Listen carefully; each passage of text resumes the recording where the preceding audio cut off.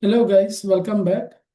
I hope you watched my previous video which is related to SAP Datasphere, how to import a .csv file in SAP Datasphere. I have explained the video also.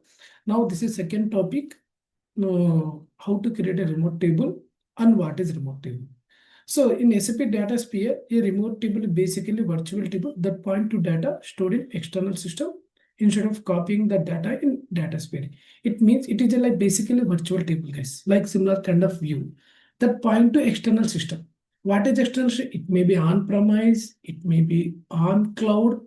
Okay, instead of it is copying the data, it is pointing to that data stored in external system. Okay, now, so basically it is a virtual representation of table that is a connection connected to a source system like S4HANA, SAP BW, Snowflake.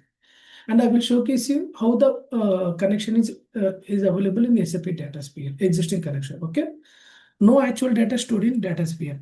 What it means? It is not storing any data, guys. Okay, from the external system. It just stores the metadata, nothing but column structures. Okay. Suppose when you query on that data, okay, Datasphere fetches the data in real time from the source system.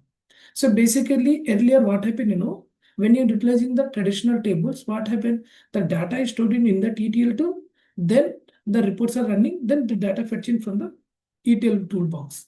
Now here what happened, it fetches the data real time from the directly from the source system, not in the Datasphere.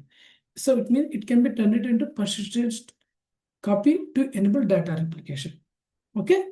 So this is about the remote table. Now, how this work? For example, source system, when you create a virtual table, SAP Analytic like Power BI, SAC tools are utilizing in order to publish the data.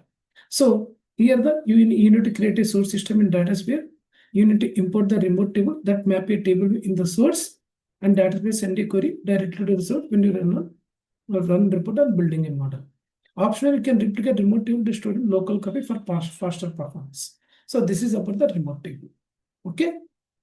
Now, next video I will showcase you about the how to create a remote table.